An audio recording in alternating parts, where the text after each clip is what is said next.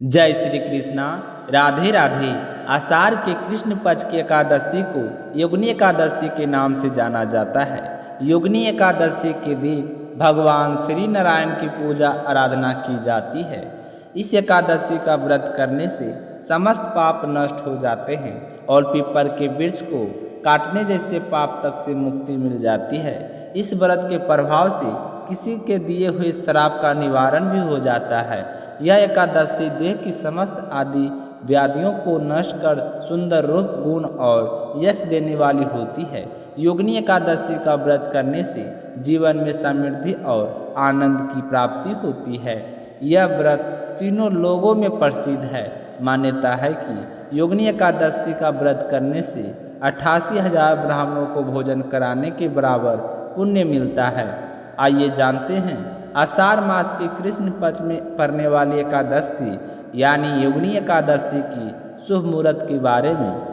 आषाढ़ मास की कृष्ण पक्ष की एकादशी तिथि का प्रारंभ 21 जून को सुबह 7:18 पर होगा और एकादशी तिथि की समाप्ति 22 जून को सुबह 4:27 पर होगा।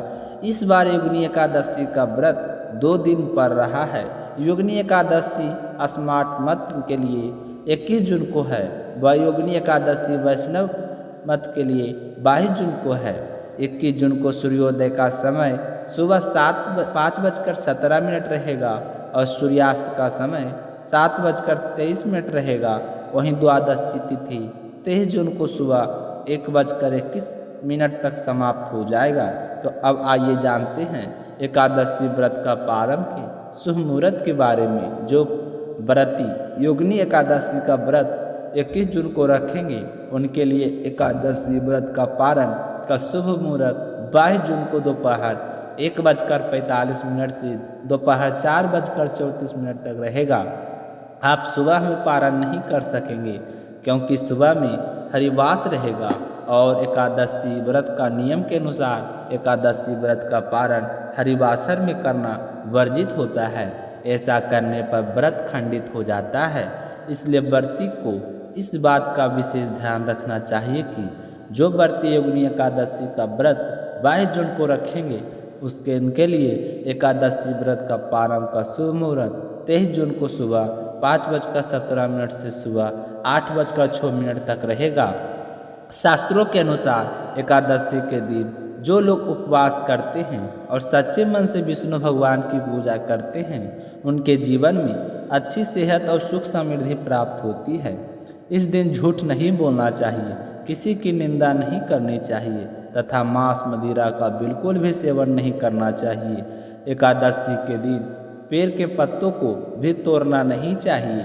इसके अलावा एकादशी के दिन बाल नाखून नहीं काटना चाहिए। आइए सुनते हैं योगिनी एकादशी व्रत की कथा। योगिनी एकादशी व्रत की कथा के अनुसार धर्मराज युधिष्ठिर ने भगवान श्री कृष्ण से कहा कि हे द्वारकाधीश, मैंने जस्ट महीने के शुक्ल पक्ष की निर्जला एकादशी की कथा सुनी है। आप कृपया करके आषाढ़ महीने की कृष्ण पक्ष की एकादशी की कथा सुनाइए। इस एकादशी का नाम तथा महात्म्य क्या है सो आप मुझे विस्तार पूर्वक बताइए। भगवान श्री कृष्ण ने कहा कि हे युधिष्ठिर, आषाढ़ मास की कृष्ण पक्ष की एकादशी का नाम योगिनी एकादशी है। इसके व्रत से सभी पाप नष्ट हो जाते हैं। यह व्रत इस लोक को भोग तथा परलोक में मुक्ति देने वाला है। हे युधिष्ठिर, यह एकादशी तीनों लोगों में प्रसिद्ध है। इसके व्रत से सभी पाप नष्ट हो जाते हैं।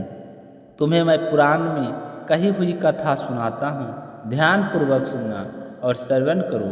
कुबेर नाम का एक राजा अलकापुरी नाम की नगरी में राज करता था। वह बहुत ही शिव भक्त था।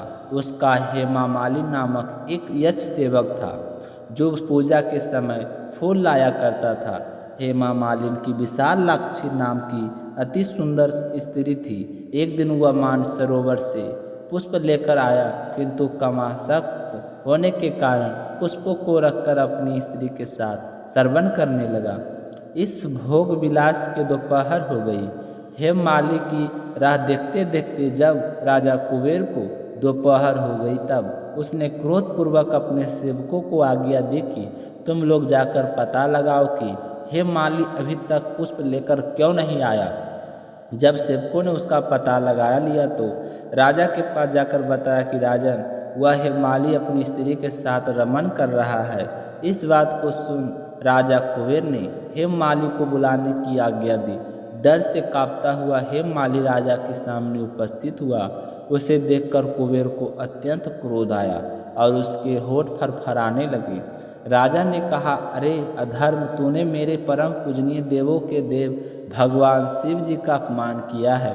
मैं तुझे श्राप देता हूँ कि तू स्त्री के वियोग में तड़पे और मृत्यु लोक में जाकर कोढ़ी का जीवन व्यतीत करे।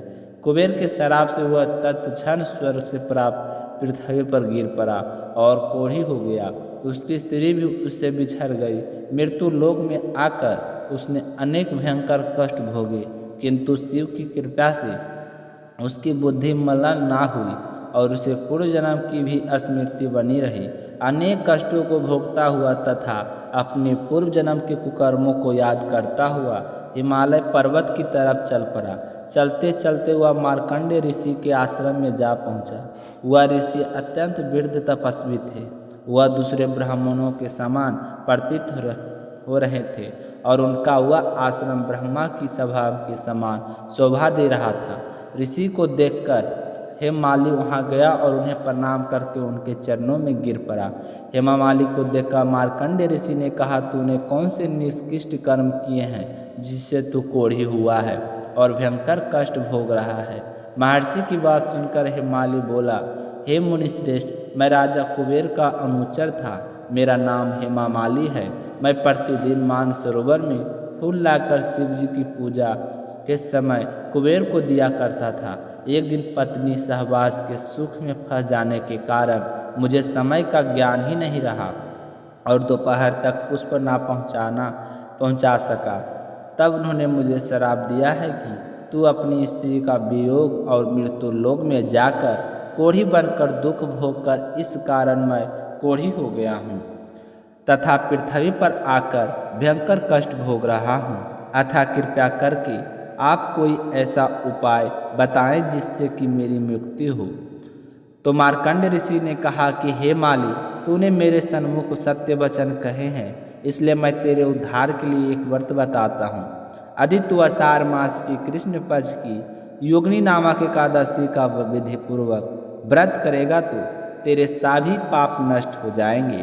तो ऋषि के वचन सुन हेमामाली अत्यंत ही प्रसन्न हुआ और उनके वचनों के अनुसार योगिनी एकादशी का विधान पूर्वक व्रत किया। इस व्रत के प्रभाव से अपने पुराने स्वरूप में आ गया और अपनी स्त्री के साथ सुखपूर्वक रहने लगा। हे राजन, इस योगिनी एकादशी की कथा फल 88,000 ब्राह्मणों को भोजन कराने के बराबर है। इसके व्रत से सभी पाप नष्ट हो जाते हैं और अंत में मोक्ष प्राप्त करके प्राणी स्वर्ग का अधिकार बनता है। तो इसी के साथ योगिनी एकादशी व्रत की कथा समाप्त होती है। तो प्रेम से बोलिए भगवान विष्णु की जय हो, श्री कृष्ण भगवान की जय हो, समस्त देवी देवताओं की जय हो।